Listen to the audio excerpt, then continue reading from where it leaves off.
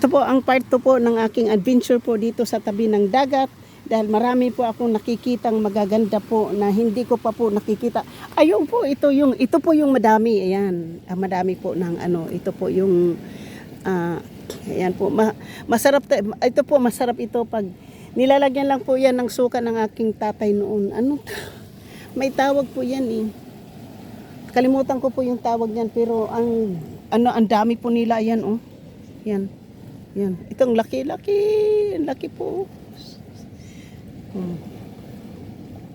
Tingnan po. Kasi hindi naman po yan maaano. Tingnan po.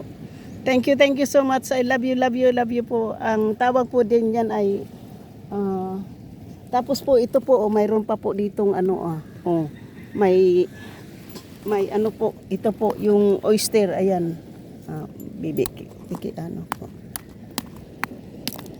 Ayan po, oyster po yan, ayan. Mayroon po tayo ditong oyster. Oyster po. At ito.